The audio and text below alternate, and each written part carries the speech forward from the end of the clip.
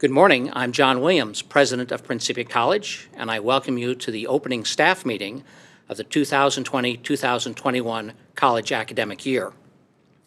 I've asked Lee Eubank, our Assistant Director of Facilities, to deliver the readings.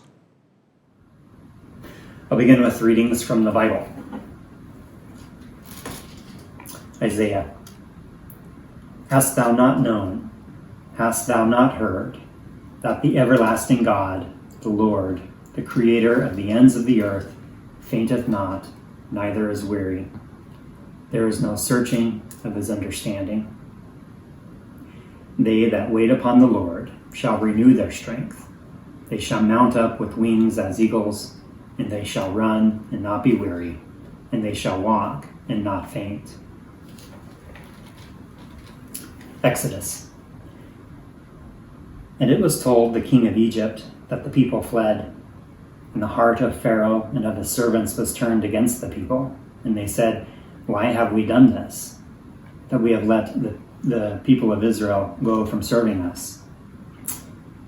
And he made ready his chariot, and he took his people with him. And Moses said unto the people, Fear ye not, stand still, and see the salvation of the Lord, which he will show to you today.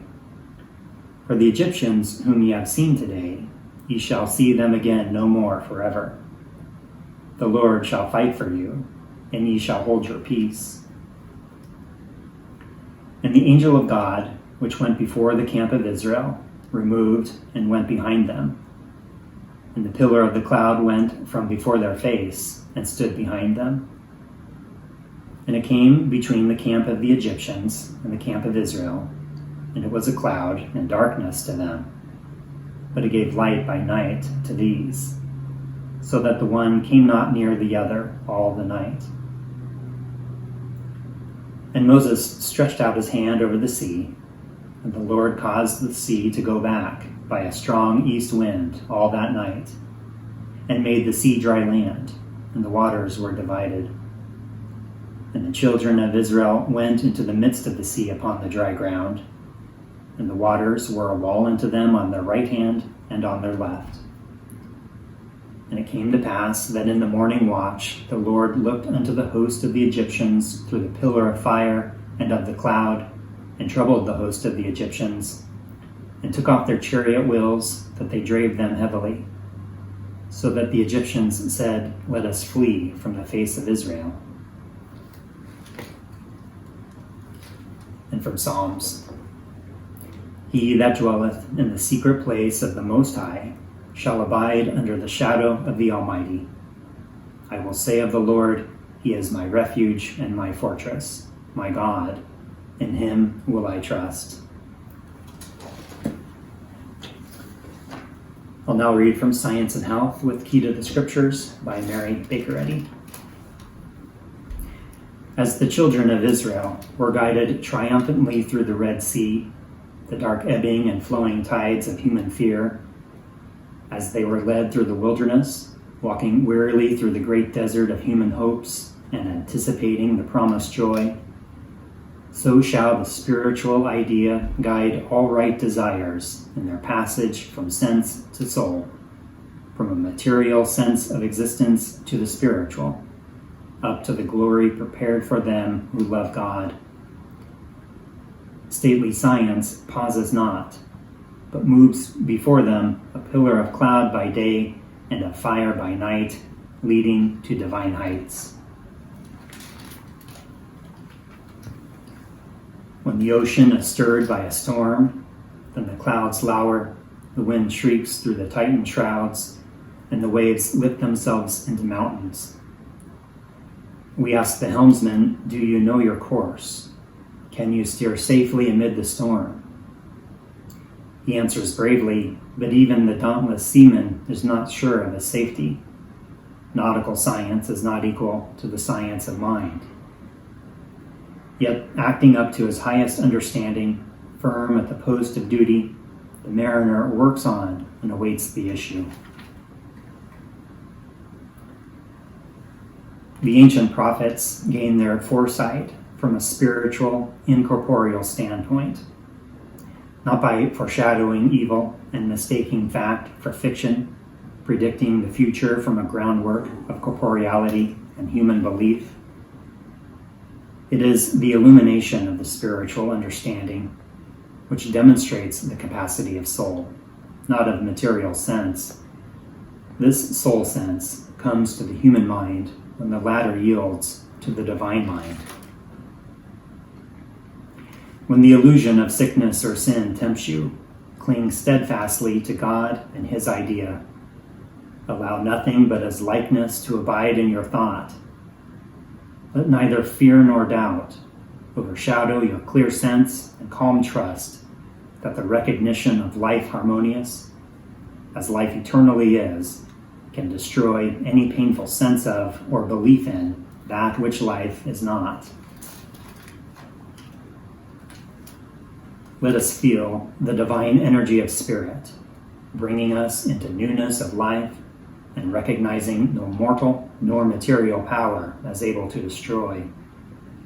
Let us rejoice that we are subject to the divine powers that be. Such is the true science of being. Let's take a few moments of contemplative prayer, and then I'll read the Lord's Prayer.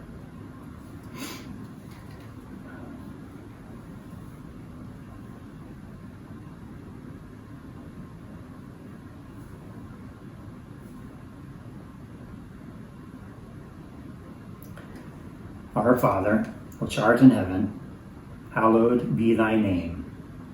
Thy kingdom come, thy will be done in earth as it is in heaven. Give us this day our daily bread, and forgive us our debts as we forgive our debtors. And lead us not into temptation, but deliver us from evil. For thine is the kingdom and the power and the glory forever. Thank you, Lee. Let us join together in singing hymn 513. It's in the hymnal supplement, and it's the words to Mrs. Eddy's poem, Satisfied. Now, what'll happen is you'll hear Dr. Rose Whitmore. She'll play the first verse through just music, and then the lyrics will come up on the screen, and you'll be able to join what I call the Principia Ad Hoc Choir, a group of staff and faculty who've come together digitally to serve as the choir, singing then through the entire hymn. Hymn 513.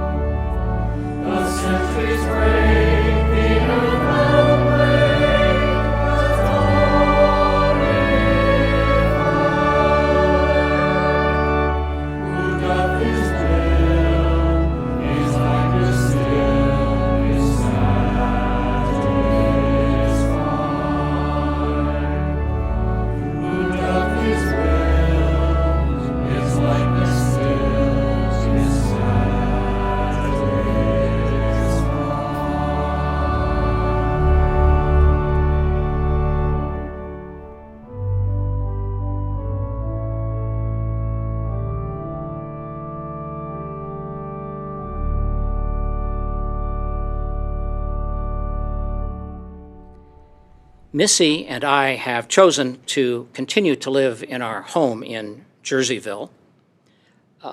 Hutchinson House will continue to be the home of the president in a formal way, but we thought we'd take a few minutes to share our home with you and why we love it and we love Jerseyville.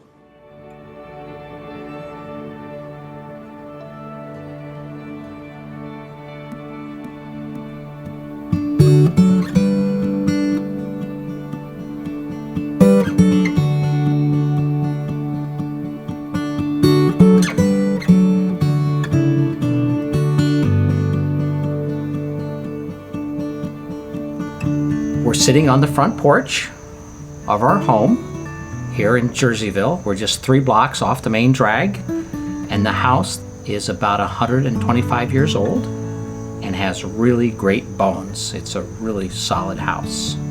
It's very warm and welcoming, and when I moved in 2006, after we got married, I brought all of my books and I brought a cat with me.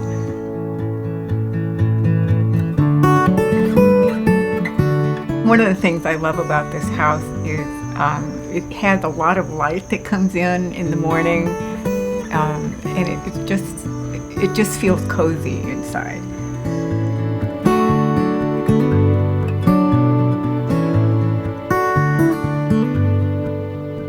Well, we've decided to keep our home here and travel in every day to work, back and forth. It's about a 25-minute drive, which is a good time to get ready. I love to drive. This is a typical small-town American neighborhood. We know all the neighbors, they know us. It's like the town version of the TV show Cheers, where everybody knows your name. You know the children, you know the shopkeepers, you know their families, they ask about ours. And they're always interested in what's going on at Prince College. Yep. There is a genuine interest in Principia and a support for this college, and it is part of this area.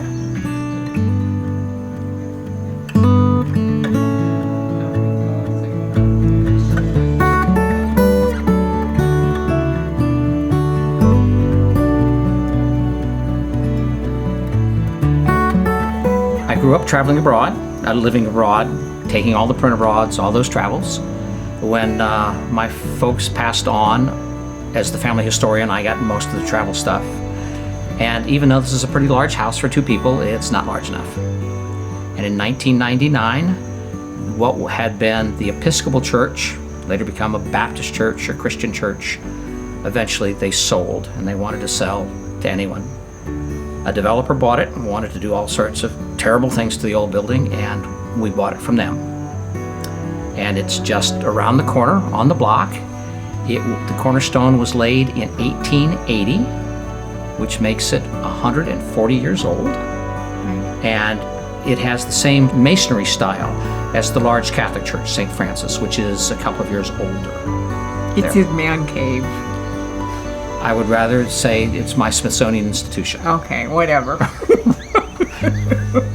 The top floor is literally a museum, and the bottom floor is a professional library, and I get to rebuild a train set.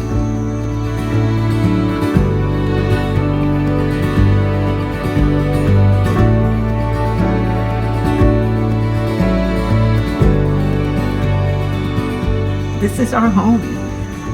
We've got these cats. I don't know how well they would adjust to living at Hutchinson House. But also, we see Hutchinson House more as a place for the community, the Principia College community, to come together. You call it the People's House. The People's House. How's that for rebellion? People's House. But we'll still do all the entertaining that a president's expected to do. We'll make it available as an extension of the guest house, since there's been often demand for that. And hopefully others will be able to take advantage of it. We already regret not having that wonderful view, Yeah. but this is home. Yeah, this is home.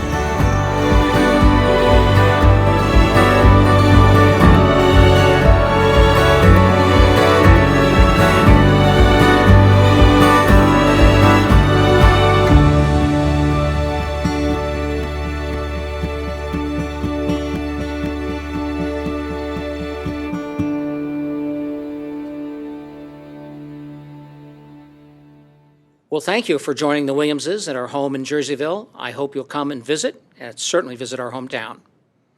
Now, about what others did during their summer vacation, a lot of work has occurred on campus while you were all gone. May I have the list?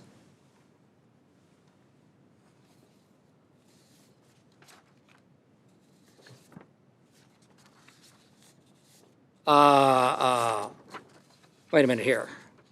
COVID-related work. Dorm HVAC projects completed. Asbestos out of Sylvester and Buck. 366 locks on dorm rooms. The chapel's been repainted. The hammer cage has been completed. All the renovation in Howard Center's been completed. Hutchinson House, Life Safety, Old Greenhouse, Radford Art Studio, School of Government. We'll get to School of Government. You know, this deserves its own water cooler. But what deserves our attention right now is let's go inside the work of the School of Government, inside for the overview. So let's visit with Paul Lehrer. So the spirit of teamwork is what's really critical for any project. And all of the projects here at the college have had strong teams, but I have to say that I think the team that's currently working on School of Government is the strongest yet. Hard to believe that it's actually been a year since the demolition started here. Once demolition was completed and they moved into the new year, then it was all about really preparing the soil in the north wing, preparing the grade so that it could actually support the new foundation and the steel framing to be erected. And then we had the beam hoisting ceremony, which was in early March. And as you might recall, a lot of people signed that. It was a really fun deal. So that was an important milestone. So beginning this summer, or I should actually say in March, April, once the steel frame was done, then it was a matter of coordinating the HVAC installation. So the penthouse, which isn't John Williams' office, but it's actually the mechanical penthouse on the top of the north wing, is where all the large HVAC units are located.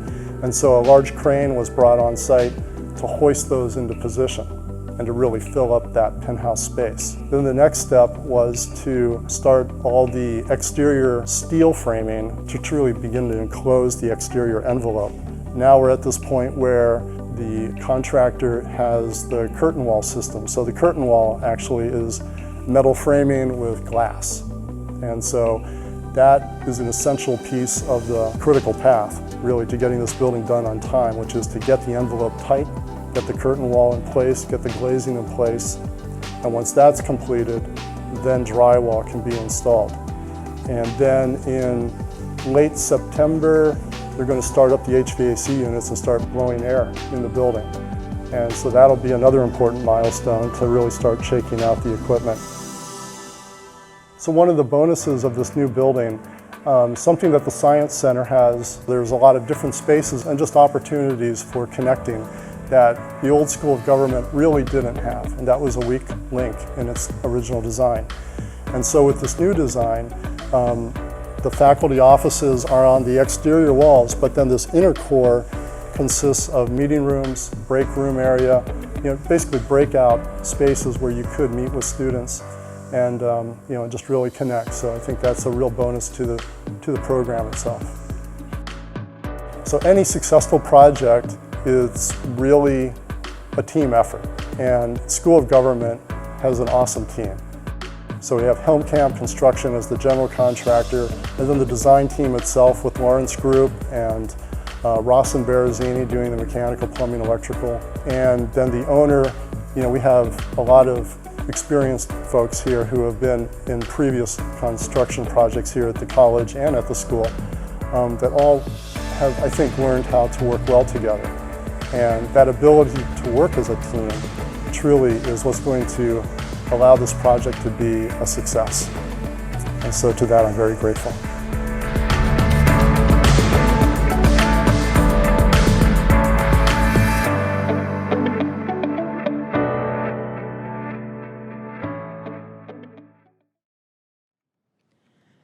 Thank you, Paul, for that behind-the-scenes tour. It's really wonderful to know that we're under budget and on schedule. And once again, I want to thank everyone who's been working so hard over the summer, preparing the campus, catching up on projects, and certainly moving forward on the School of Government project. But this is the point where the President turns to more serious topics. Let me ask you two questions. Of what are you afraid, and in what do you have faith? Our fears at this moment are long. Will I get the coronavirus? Am I safe in the classroom or on the chapel green? Will this pandemic end? Who will win the election? Will we even have a clear decision in November? Will Principia survive? Will I have a job, a retirement income, Social Security? How will I care for my children or my parents? Will we lose Christian Science? Some of these fears are pretty heavy and sweep us into their clutches. We will need to navigate carefully through each one of the crises: pandemic, finances, enrollment, social upheaval. As I wrote this line, I recognized once again that we at Principia are not exceptional in the sense that we are not isolated from the world or privileged from the crises that are sweeping our globe. We are not any special victim. These are challenges for everyone, all over this world. The pandemic threat does not exempt us any more than it does our nation or the world. The college financial situation, while challenging, does reveal some weaknesses, as the pandemic has revealed how weak our national economy is, and it's in recession now. Our struggle with enrollment and the question of who should be a member of our community is embedded in a nation torn over its own identity: immigration, DACA, the wall, Black Lives Matter. Let me take a detour. Scholars of comparative religion have various typologies for the religions of the world: modern versus pre-modern, peoples of the book or a book, the Guru Granth Sahib for the Sikh religion, versus peoples of oral tradition, inclusive religions versus exclusive religions. But do not be confused by the common words and the common usage of inclusive and exclusive. Instead, as the scholars do, think of a bright line as opposed to vast gray areas of maybe I am, maybe I'm not. Islam is considered an exclusive religion. It is inclusive in that no one is prohibited from declaring their faith, but it is exclusive in that the faith declaration is rather clear. You cannot be among the faithful without accepting there is no God but God, and Muhammad is the messenger of God. Of course, there are other core beliefs, the 5 pillars, but acknowledgement of the oneness of God is essential. There is a bright line. I'm going to assert that Christian Science is an exclusive religion. That's bad, right? Mrs. Eddy, in the Manual of the Mother Church, ordained the Bible and Science and Health with Key to the Scriptures as the pastor over the Mother Church, and they will continue to preach for this church and the world. Mrs. Eddy in Science and Health with Key to the Scriptures, in her brief exposition of the important points or religious tenets of Christian Science, starts with the statement: as adherents of truth, we take the inspired word of the Bible as our sufficient guide to eternal life. This does not provide for a literal interpretation of Bible texts. On the other hand, neither statement I've just given you, the manual or the textbook, specifies a particular translation of the Bible, thereby limiting the word to a specific language or a style of writing or a time in human history. Our first tenet does more. It suggests our relationship to the text. It could be, at this very moment, insight is being translated in Igbo by an elderly woman sitting by light powered not by a star, but by a solar panel. A neighbor of ours, we've known him for about 35 years, has become skeptical of his own faith. One afternoon, pre-COVID, we were sharing chores on our block. Neighbors helping neighbor, living the golden rule found in our sixth tenet, to do unto others as we would have them do unto us. For no particular reason that I remember, other than the knowledge that Missy and I are faithful Christians, he started challenging the story of Jonah in the whale, or the big fish.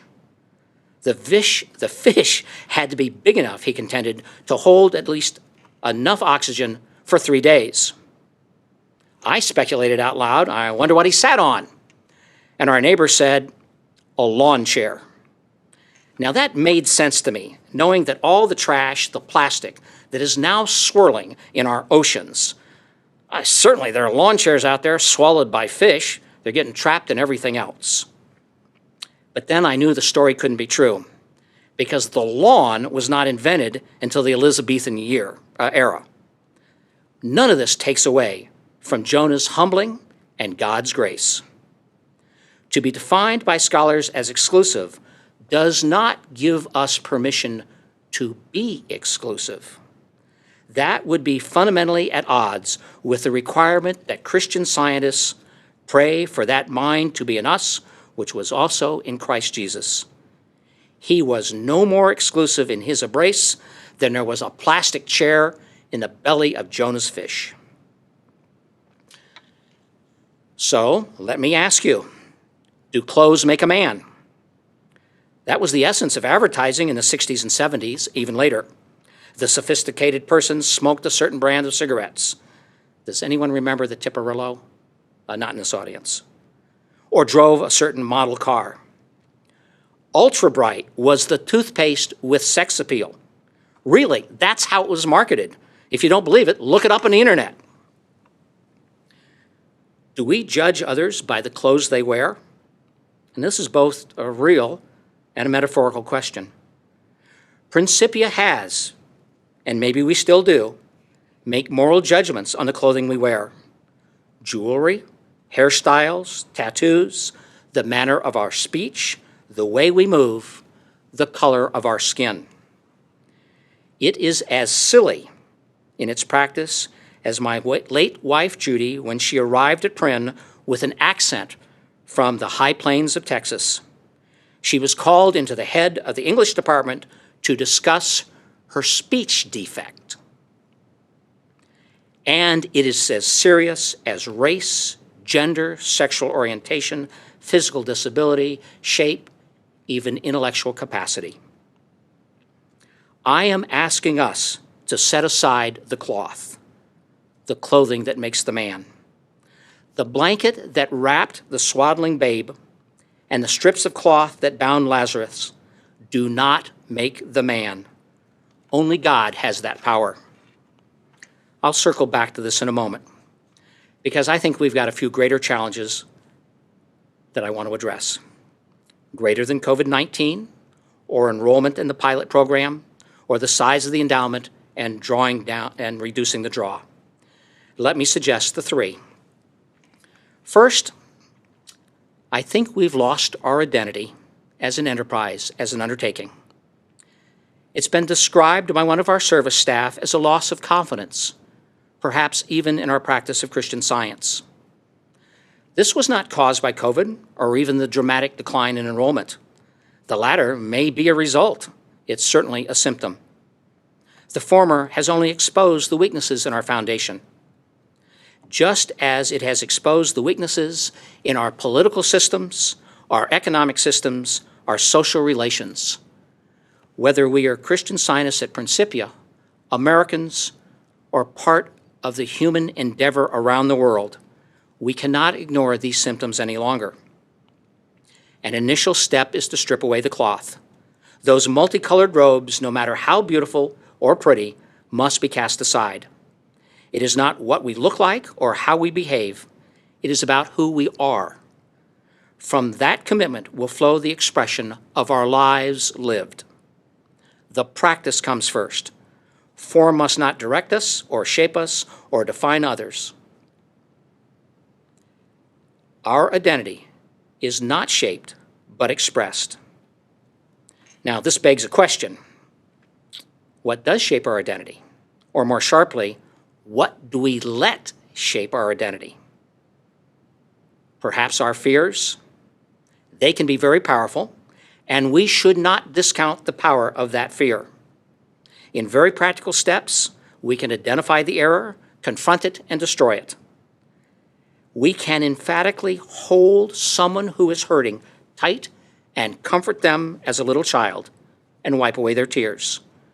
We can take practical steps to understand how we can respond to students and colleagues struggling under strain and stress. A cup of cold water comes in many cups.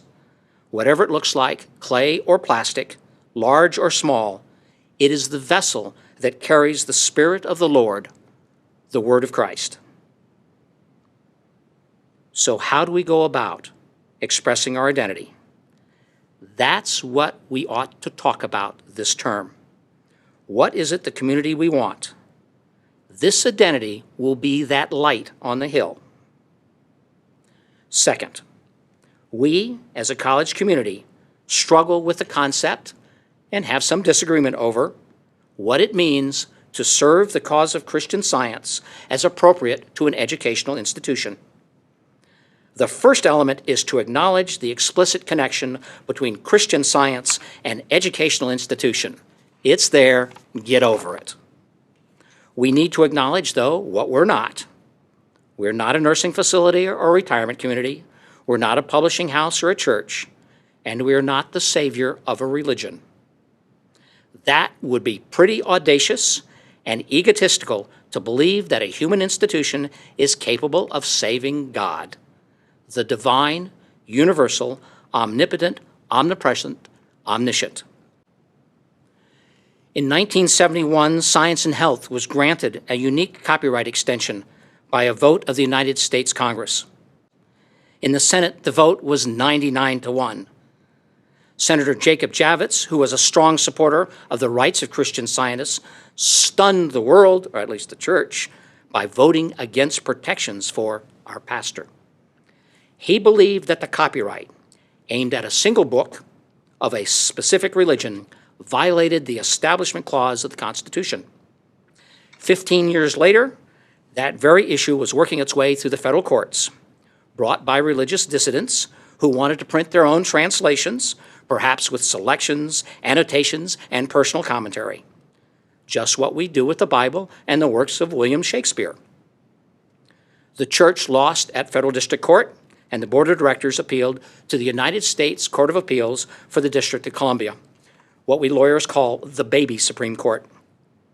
The church lawyers argued that Science and Health was our impersonal pastor and needed to be protected from dilution because it represented the Word of God. Now, Patricia Wald, one of the three justices in the panel, in the decision that upheld the lower court taking away the copyright protection, added a very sharp footnote. And I'll paraphrase just to make the point. God is supreme, infinite, omnipotent. This book is His Word revealed, divinely inspired, universal, for the ages. If this is true, what do you expect from a mere court? Our task is not to save Christian Science or Christian scientists, but to live our faith. So put off that burden, cast off that backpack, set aside that fear. Now, I consider the purpose to be lived in a context of time and place, an undergraduate college at the beginning of the third decade of the second millennium of the Christian era. Perhaps our purpose at this location, at this point in time, is to live as best we can and as authentically as we can those important points or religious tenets of Christian Science. And where do we start? Perhaps we start by a willingness to talk with each other about our faith, not in abstract terms, but in practical terms. The uniqueness of this college and its education provides evidence every day in how we teach, counsel, coach, mentor, manage, help, do our jobs. There is a direct connection between our Christian Science and what we do. Imagine if every interaction began with the acknowledgement that the person we were looking at was perfect and whole as a reflection of God. Every student who walked into the classroom, every cashier in the dining room, every member of community safety, the design of every lesson plan, every pipe repaired, every electrical circuit reconnected. Imagine a teaching workshop that was authentic in sharing how we applied our faith to our assigned duties, how our principles and values inform our work, in honest, humble, sincere conversation. I mean, we have rich conversations around teaching in our workshops. We swap ideas, we figure out how to apply insights, we reject suggestions that don't apply. Remember, this is the inspired world. Who are we as a mere court to defend the Word of God? We're not Jonah in a lawn chair. Now, don't misunderstand me. There are times where that quiet spiritual declaration of truth is uplifting and needed. And there are times when love directs a 2x4 to hit me right between my ears, as several of you can attest. A month after my first wife's passing, a dear colleague and friend lost her spouse. I waited a bit to call, and when I did, she automatically recognized my voice. And I described the feelings of loss in terms that would have embarrassed the United States Navy. And she responded with the same words. We cried for a long time and we laughed. It was a profoundly human, healing, loving moment. I don't recommend it for every conversation. I cannot tell you how love will guide you. I cannot predict how it will guide me. But I do hope I will listen for thy voice, lest my footsteps stray. I do know that we will not serve our purpose by being silent. So one of my tasks as president is to follow the advice of one of our race and faith speakers and create that space for grace where we can have tough conversations across the spectrum that will build us as a diverse and strong community. Third, we are part of a much larger enterprise, let's call it higher education, that is facing a crisis. For many institutions, it is an existential crisis. Liberal arts institutions in particular are closing. They're closing throughout the pandemic, the economic crisis, the crisis of national identity at an ever-increasing rate. The role and identity of higher education, universities and colleges, public and private, liberal arts and professional skills are being challenged. It was already happening with the corporatization of higher education, and now with the public and political rebellion against the rising costs and the failure to defend return on investment. The nature of these threats and our responses to them are challenging the fundamental role of higher education. And I'm not talking about delivery systems. I'm not talking about going remote or pivoting to in-person. Those are technical problems.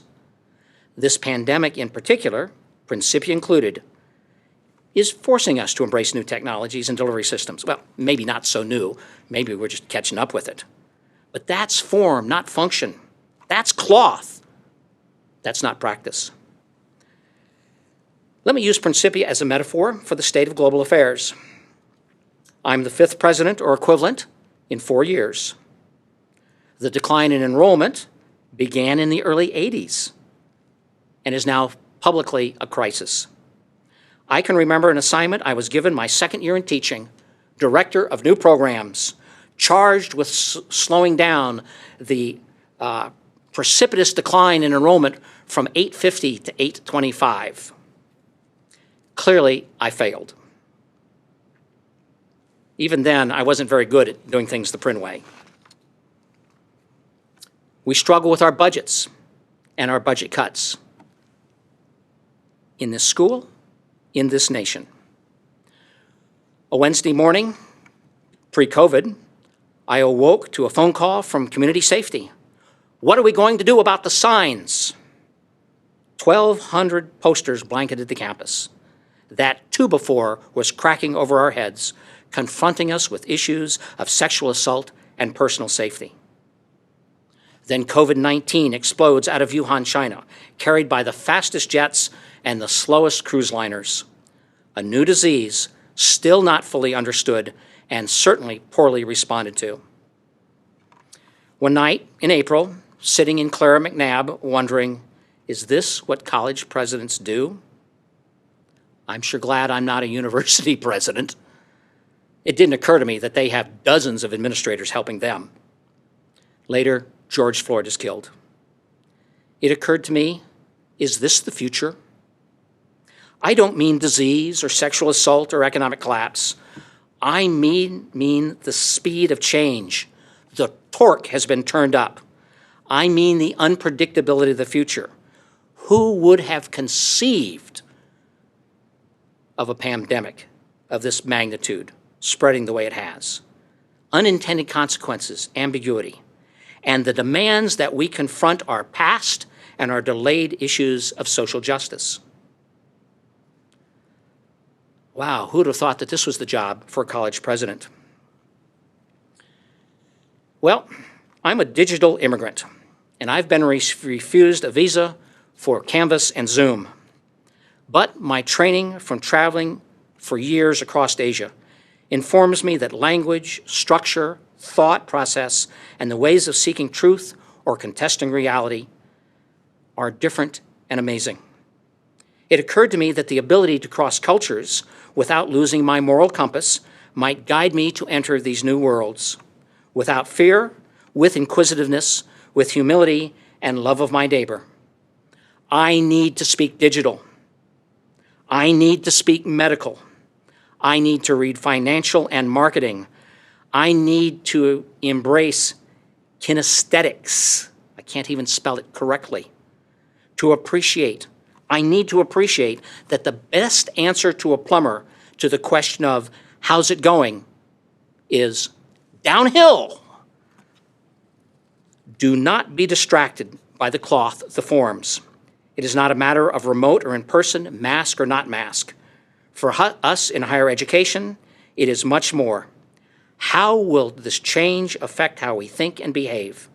How will it frame problems, solutions, relationships? What skills will be needed to respond to the change, the ambiguity, the fear of the unknown, the speed, the difference? Certainly, embracing diversity of ideas and ways of knowing are part of the answer.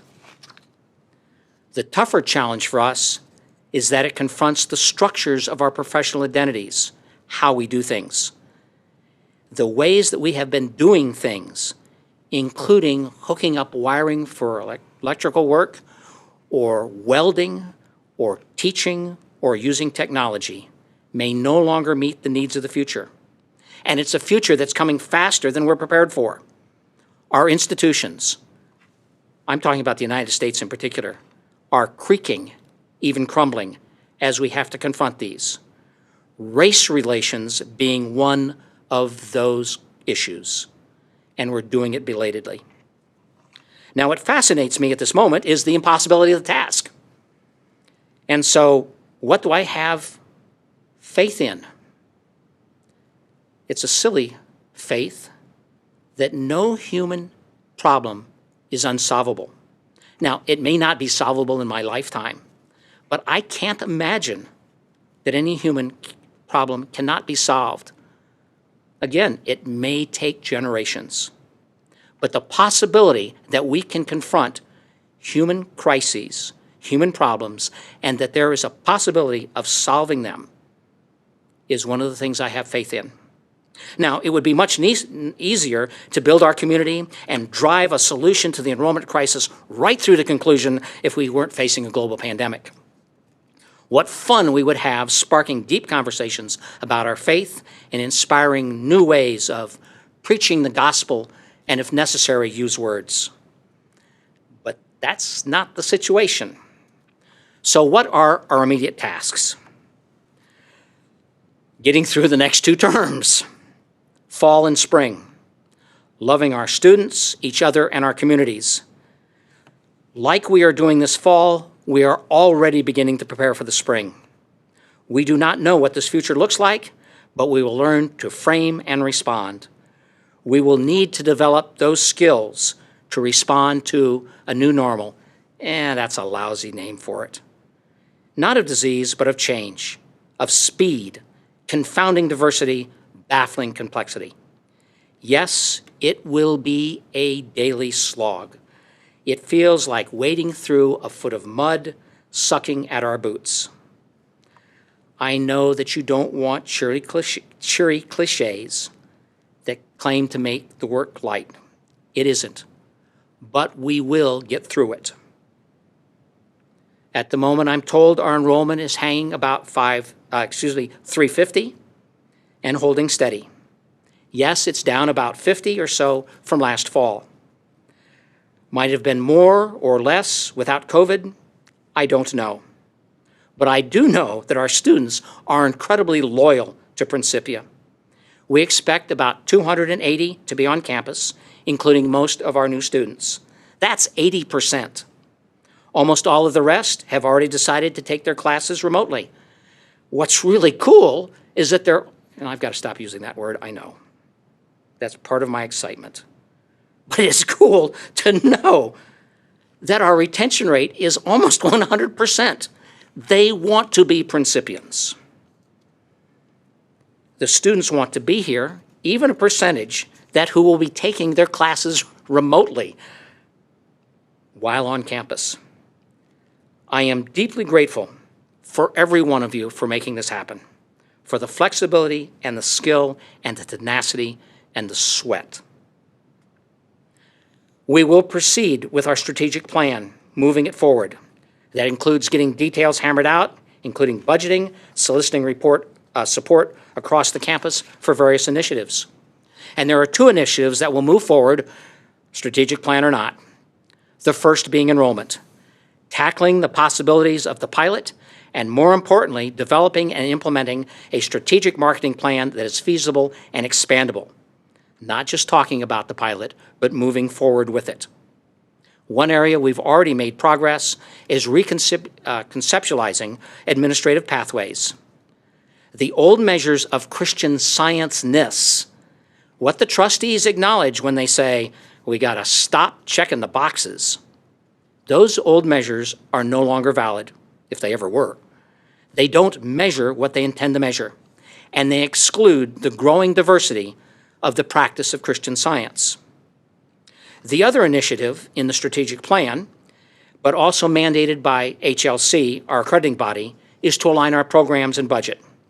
This is where our years of assessment should help guide decisions. We're obliged to provide an initial report to HLC in December. And there are lots of small things we want to accomplish. I'm just going to offer 3. Moving the Wholeness Program to its next step with staffing and initial programs. Instituting a campus-wide diversity audit. And I think it's about time we get a diversity, inclusion, and equity statement written. Now, there are longer projects, including building that community identity through tough conversations, and then as the years go on, grappling with the role of the delivery of liberal arts, particularly here at Principia. Let me conclude where I started, with 2 questions. What do you fear? It's easy to catalog our fears. And in what do you have faith? I have faith in the simple truth that I alone can do nothing. If God is all and God is good, I have faith in her guidance and grace. She does not act but through her reflection, her children, you, me, us. Marie Lombard wrote an article entitled Overcoming Universal False Beliefs in the September 5th, 1959 issue of the Christian Science Sentinel. She wrote, "World consciousness is the sum of individual thinking of its inhabitants. So it behooves each one to express more love, mercy, kindness, and joy in order to aid collective thinking. Such Christ-like activity heals and strengthens oneself and blesses a world deluded by false beliefs. In the universe of love, there is no universal belief. There is only the universal consciousness of love's tender, ever-presence. The community we seek is not defined by historic buildings or amazing technologies. It is created and defined by our practice and our actions. Principia is the sum of its people, and it is more. It is multiplied by the diversity of our contributions. Thank you. In embracing community, let's meet the new members of our community, including the early arrivals since last August.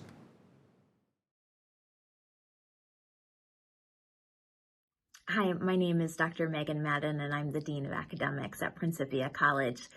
I have the pleasure of announcing the new academic staff and faculty hires that we've made within the past year. And in addition, there are some new roles that people have taken on since this past August that I would also like to announce. And so I'll start with those roles.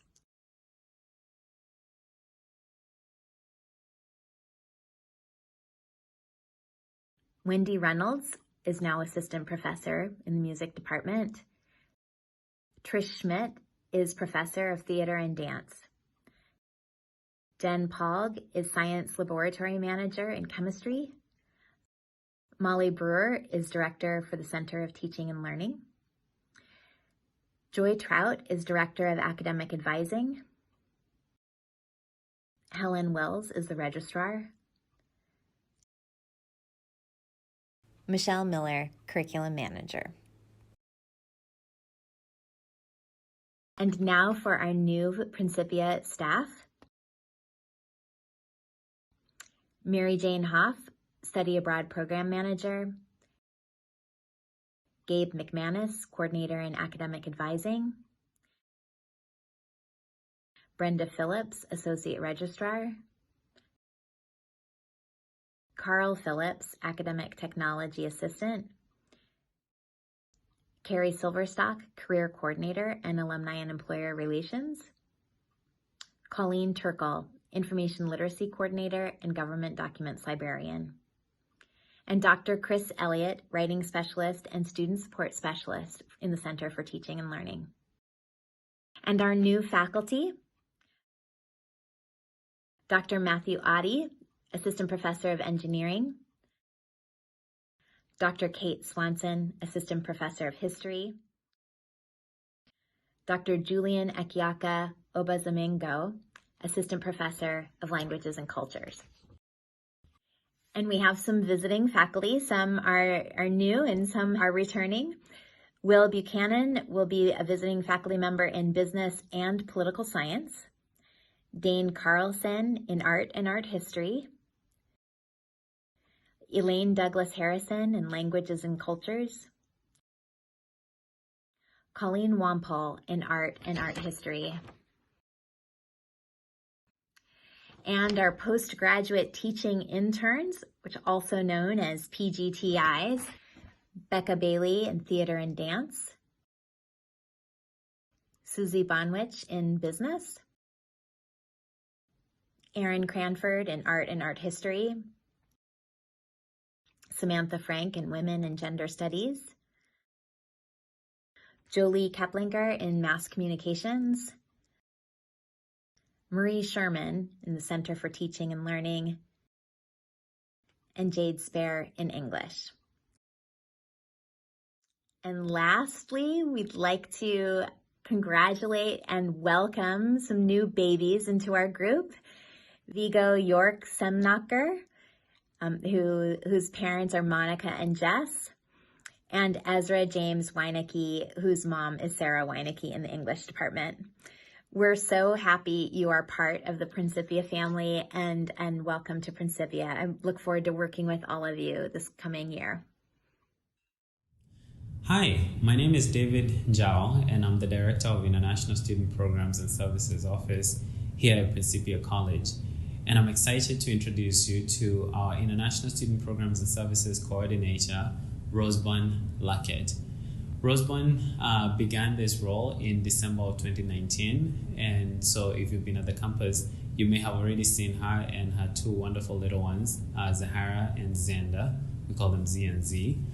Rosebun is not new to the college. She was an international transfer a while back and graduated in 2008. She was a transfer from University of Botswana and therefore has direct experience as an international student. Rosebun brings a lot of loving care and practical wisdom to this role, and it's been such a privilege to work with her, and I look forward to more of it in the coming years. Thank you so much. It's been a great year in student life, and we're excited to introduce or reintroduce 4 new staff members that have joined the department since last fall. In October, Laura Williams started as the resident counselor in Joe McNabb. She is no stranger to a little chaos in a house. When she was a kid growing up in Florida, her family had 32 rescue cats at one point. In March, Emma Flavin transitioned from the RC of Anderson to the Director of Christian Science Nursing. Emma, though, is not her birth name. She changed it at 5 because, well, her parents let her. Later in the spring, we hired Tiffany Randolph as the new RC for Brooks. Tiffany loves flea markets and thrift shopping. We are pretty sure she'll find some great spots here in Southern Illinois. Finally, Erin Rainwater just started as the Assistant Dean of Students. Erin has spent 40+ summers in Maine and is really inspired by the unassuming beauty of both Maine and Vermont. If you ever make it, she recommends a Vermont maple creamy or a wild Maine blueberry pie. There they are. We're really excited to have them, and we know they're excited to work and meet all of you. If you see them around campus, give them an air hug and ask them about cats and flea markets and names and desserts. Thanks. Hi, I'm Joy Turnbaugh. I'm the Chief Operations Officer at Principia College. I've been working from home a lot, but we are going to go to the college campus today and get to know some of our college campus employees, the new employees in facilities, security, dining services, mail and copy. So I do know there's one gentleman who's not available to meet us today, Dustin Pepper. He's from Jerseyville. He's our newest addition to the Flex crew. And now we're going to head over to the college campus and get to know our new employees. Okay, I'm down here at facilities and we are going to meet all of our new employees for facilities. All right, he's from Brighton, Illinois. And Shim, tell me what you would do. What job would you do without being paid? Hunt and fishing guide. There you go. Next we have Jonathan Chester. He's one of our carpenters. And Jonathan, and he's from Jerseyville. What would you do for no pay? Carpenter for veterans. Nice. We have Sharon Enos here. She's on our housekeeping crew, and she's from Brussels. Sharon, what would you do? I would work at an animal shelter or the zoo. Nice. I like that. Lee Eubank is next. He is our Assistant Director of Facilities, and he's from Salt Lake City, Utah. Lee, what job would you do for no pay? I would garden. That works well. Next, we have Steve Johnson. He's on our landscape crew, and he is from Grafton, Illinois. What job would you do for no pay? Hunt. Next, we have Adam. Adam is from Dow, Illinois. What would you do for no pay? Hunting and fishing as well. Okay, you guys are probably friends. Mm-hmm. Excellent. Thank you all so much for joining me in this socially distant video. Hi, I am now with our new security guards, and so I'm going to introduce you. We have 3 new security guards this year. This is Samson Meyer. He was born in Wyoming, but he's actually from all over. He listed too many places, I can't remember them all. So, Samson, tell me, what is the last book that you read? Miles and Miles of Reptiles by Dr. Seuss. Oh, let's see it. You have it, don't you? I do have it. Yeah. Right? That is so cool. I love it. We have another new one, Tyler Flavin. Tyler, thank you for joining us today. And he is from Grand Rapids, Colorado. Tell me, what was the last thing you read? Life magazine. Awesome. On John Lennon. Perfect. Okay, and we've got one more. This is Patty Gray. All right, and she's from Upland, California. And what is the last book you read? 12 Rules for Life, An Antidote to Chaos by Jordan Peterson. Wow. Sounds heavy. Yeah. Okay. Thank you all for coming out and letting me introduce you. I'm going to introduce you to our new staff in the dining services. So we have JJ, who is Jennifer Walters. She's at the front of the house. She's originally from Big Springs, Texas. So thank you for joining our team. Thank you. And we have Galaxy. She is from Medora, which is, I understand, a very small town in Illinois. She is on our dish team. We also have Jessie Hodges. She's part of the dish team, and she's from Jerseyville. Tell me, what is your favorite movie of all time? It's a Wonderful Life. Ah, awesome. And Galaxy, same question to you. Smokey and the Bandit. Nice. And Jessie? Monty Python and the Holy Grail. Thank you so much, ladies. I appreciate your help with this, and we will see you soon. Hi, we're here with Mike McMullen. Everybody knows Mike, and he currently works in the mailroom, but he has a new position, and he will be working in the copy center. And so, Mike, you are originally from? I'm originally from Massachusetts. Okay. But I now live in Elsa, Illinois. All right. And what is the job that you would potentially do for no money? If I had to do a job for no money, I would milk cows by hand. I did that as a high schooler every morning before school, and I miss it. Thank you for joining me on this short journey to meet some of our new employees. Enjoy the rest of the videos. I'd like to introduce some of our newest hires to our athletic department. I'm so excited to have these new individuals in their roles. I'm going to start with the person to my left, Ramiro Dominguez. He's our newest addition, was hired this past summer, started July 1st. And Ramiro is probably the least familiar person to you because he's a native to St. Louis, but very new to our college campus. Ramiro is the owner and operator of Players Youth Basketball Academy. He did that for 28 years, and he was the head coach of a U16 and a U17 girls basketball team for about the same amount of time. And in that capacity, he coached those teams to several national tournament victories, championships. So they won the AAU National Championships 3 times, the Hardwood National 6 times, and I'd like to list the rest of the national championships they won, but I've been asked to be brief, so I'll leave it at that. So welcome, Ramiro, and thank you for joining us. He's going to coach our women's basketball team. The next person that I'd like to introduce or reintroduce you to is Greg Sovey. He just graduated from Prin in 2020. He was the captain of our men's tennis team for the last 2 years. They won conference, and I think if we had had a season in 2020, they would have come back and won that conference 2 years in a row and gone to the NCAA tournament first round another time. We're really thrilled to have Greg. He is an outstanding leader and student. He's working on his master's right now in human resources management at Western Carolina University, and he'll be working as a graduate assistant, working to help us with sports information as well as athletics operations and perhaps some coaching on the side. Finally, I'd like to introduce Nick Barron, who's fairly well known to all of you as he's been working in athletics for the last several years. He's a graduate of Bates College where he studied English.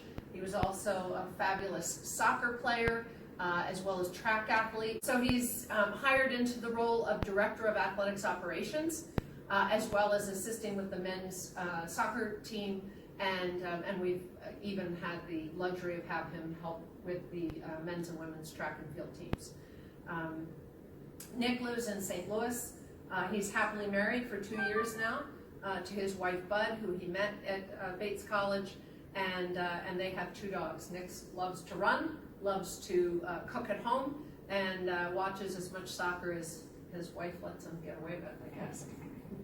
So we've one more hire, Nadine Terrell, who has been working for Principia for a number of years. She's a graduate of the school, as well as a graduate assistant. She worked in athletics for several years while getting her master's in sustainability. And Nadine is going to be directing our sports information program. She spent last year working her way into that role, and we'll be happy to have her return to us this fall, as she's been out on maternity leave this summer. She and her husband Rob are welcoming a new baby boy, Remington, into their family this past July. So we'll look forward to welcoming her back as well.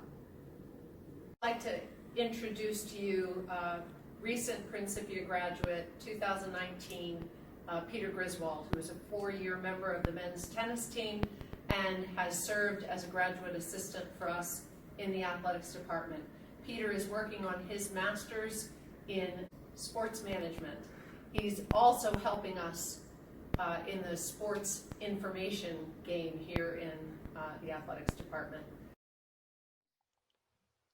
Good morning, everyone. I'm Brett Grimmer, Interim Director of Admissions at Principia College, and I'm here today to introduce you to 5 new members of our team.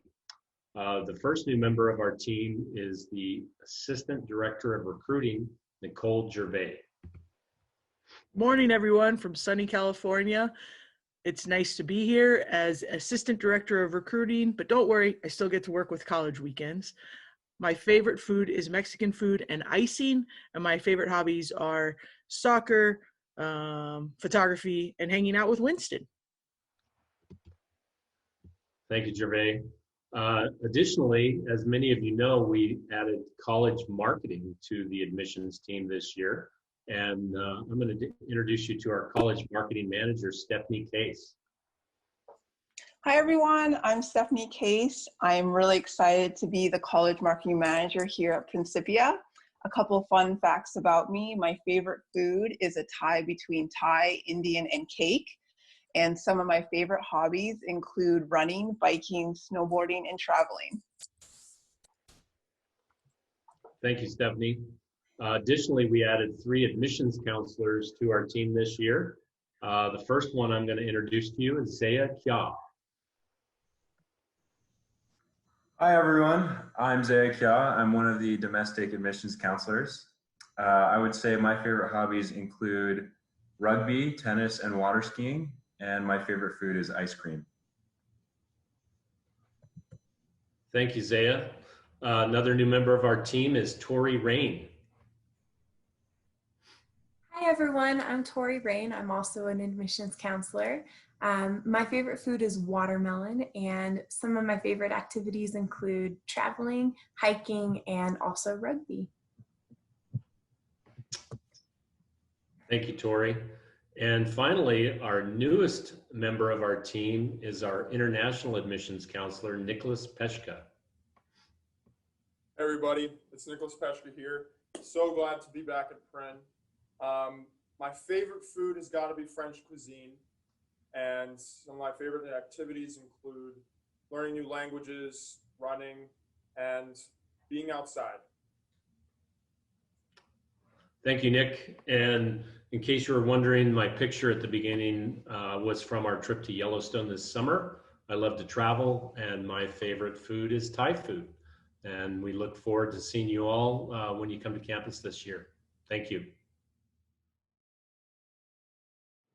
Well, that was fun. I hope you'll all join me in welcoming our newcomers to campus. When you see them, remember to wear a mask and social distance.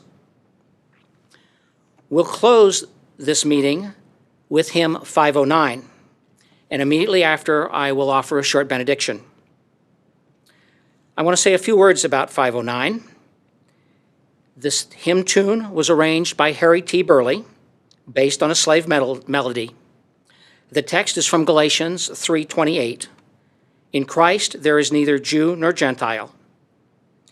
Burley's original instructions were that the hymn would be sung with dignity. Mr. Burley, a descendant of slaves, was one of America's most important early 20th century composers and single-handedly popularized the spiritual as concert house genre. So join me in singing hymn 509 and return just for a moment afterwards.